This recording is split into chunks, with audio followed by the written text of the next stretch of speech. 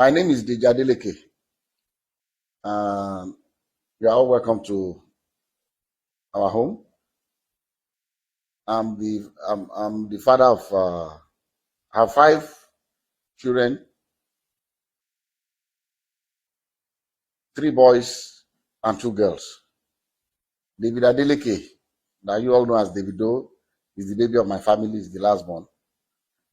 And I'm calling this press conference. This is my ever first time of addressing the press.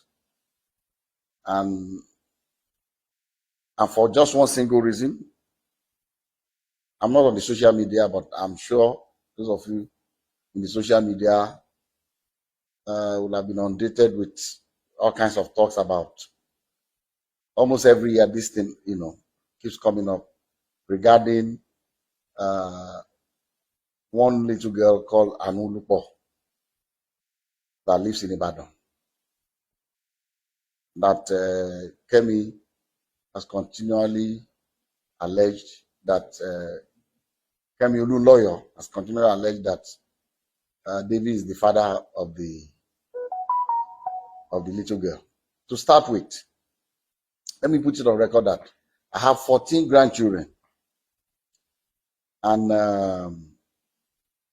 I'll tell you the story about Anulupo and what has happened since I received a letter in 2014 from a lawyer in Ibadan alleging that my son David got somebody pregnant and abandoned the person with the child.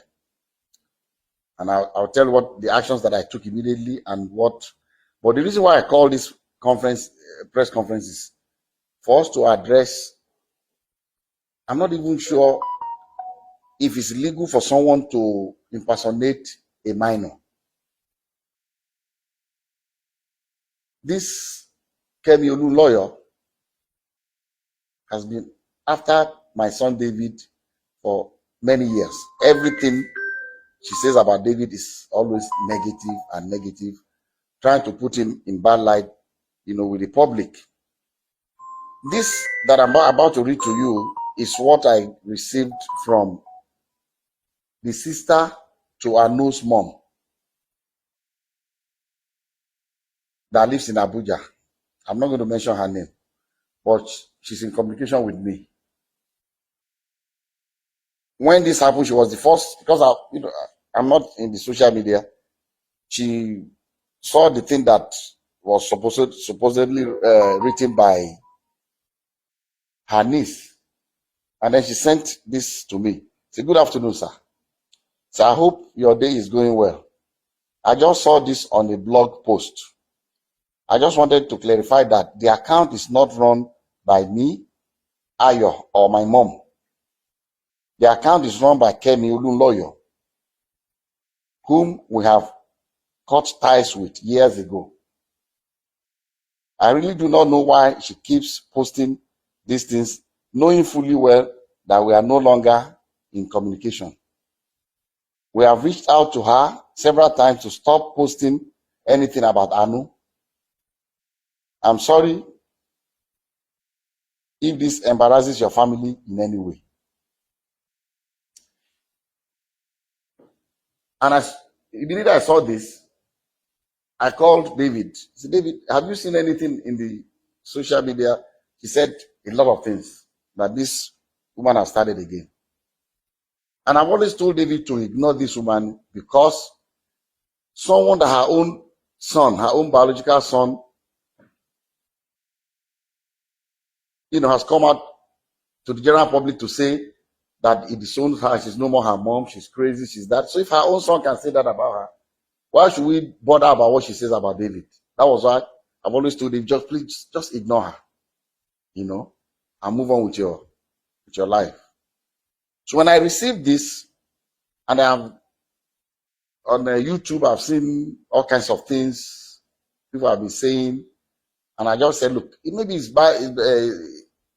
might be a good time for me, as head of my family, to say our own side of this story. Like I said, I have 14 grandchildren.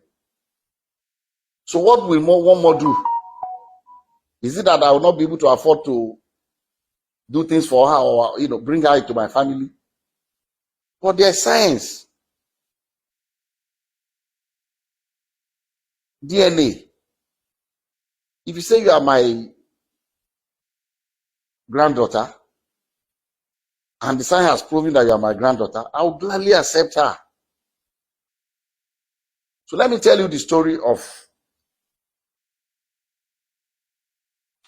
how I got to know about Anu.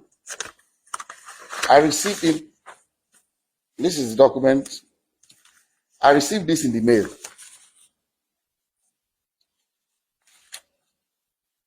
Through DHL to my office. This is the DHL sent to me by Bandele A. Aiku and Co. from Ibadan in 2014 by DHL. And in the package, there are pictures of a little girl and pictures of David. I mean, they put David picture, with the little girl. This was maybe they took I don't know where they cropped David's picture and put it, and this the mother of the girl. So I received this in the mail 2014, and in that mail also, curiously, there was the birth certificate of the child. And what caught my attention was that in the record of the birth certificate, they said full name of father, Adeleke David. Full name of mother, Adeleke Ayotomide. How can she be Adeleke? So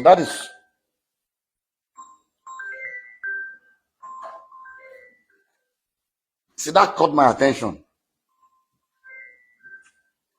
And then also in that DHL package was this letter from the grandmother of Anu, with her telephone number. I'm going to still show everybody up close so you can see everything. And he wrote, "Dear sir, I know you and your family are in good health and your work is thriving well because the Lord has been good to you, so I do not expect otherwise. Sir, I'm a widow with 2 daughters. I lost my husband 13 years ago and have single-handedly raised both of them with the help of God, but still haven't been, but it has been very challenging. Early last year, my eldest daughter, Ayotomide, informed me that your son, Deji Adeleke, was responsible for her pregnancy. Their meeting occurred when your son came to Ibadan for a show, so many times that your son is indeed the father of her child. She put to bed on November 19, 2013, and gave birth to a baby girl. So I'm not trying in any way to extort you, but to ask that your son steps up for paternity tests to confirm and take full responsibility of his daughter. I'm also not asking your son to marry her at all. Contained in this envelope are pictures of the baby and my daughter. Sir, I know you are a God-fearing man, and I plead with you for the sake of the pain that the widow goes through to raise her children, that you give me a quick and favorable response. Thank you, and God bless you." Immediately I saw this letter, even before calling David, before telling David, about this, that I called this woman and I said, "Look, I've not spoken to my son yet, but I'm going to speak to him. But I'll suggest to you to give me your address in Ibadan. I'll send my driver to come and know where you live. But I can assure you that if this girl is my granddaughter, you have no problems with me. I will welcome her into my family happily." She was happy. She gave me her address. I gave the address to my driver My driver went to Ibadan the next day to know exactly where they live.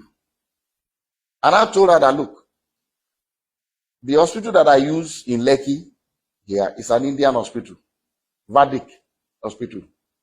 That's where I do my checkups and everything. And that I can ask the hospital to arrange for a DNA test.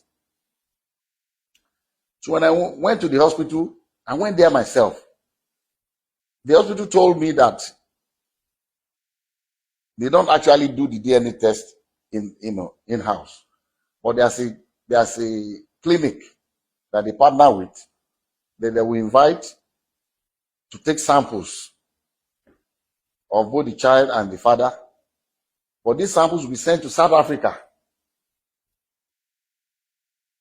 for analysis. A laboratory in South Africa, because it's not done in Nigeria. I don't think they have a lab in Nigeria that can do the DNA analysis. And I said, okay. And I called her, gave her the information that anytime they are ready, I'll send my driver to pick you up from Ibadan. So on the appointed day, I sent my driver to Ibadan very early. And my driver brought the mother of the child, the grandmother, and the baby. The three of them came. And because my driver knows Vedic Hospital, they came in. They were already there before I came in with. I asked David to come here and Lati, his aide. So David, myself, and Lati went and we met them at Vedic Hospital. We went upstairs and the Indian doctor said, he will allow only David, myself, the grandma, the mother of the baby, and the child, and Lati can wait. So we're all in the same room. And he told us the procedure. It was not, I've read in the social media that they were drawing blood. It was not done by blood. It was from their saliva in their mouth. So they brought the thing and swapped David's and put it in the container and sealed it. Swapped the baby's own and sealed it. And they told us that these samples will be sent to South Africa for analysis. And then when it's ready, myself and the mom and the grandmother signed, grandmother of the baby, signed that both of us will be the ones to receive the result. So when the result was ready, I called her. They said, Madam, they said the result is out. I'll send my driver to pick you up so that both of us, because they will not give it to one person. We've already signed that both of us will see the result.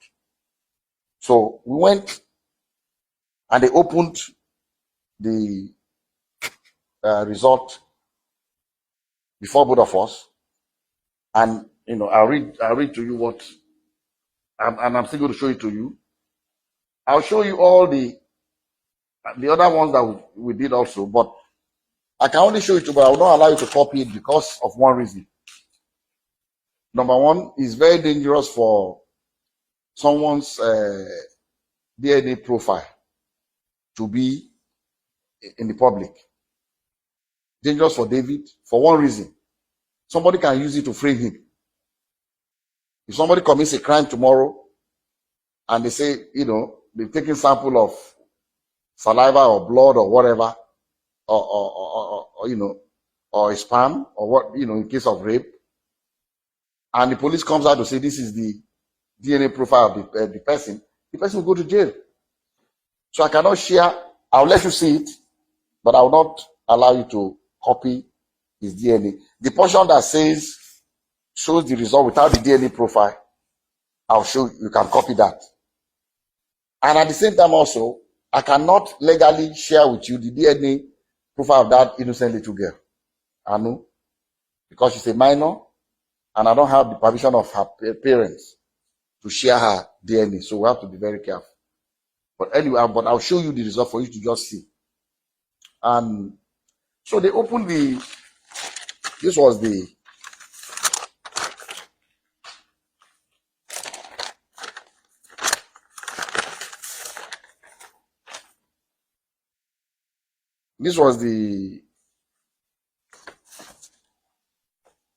first DNA.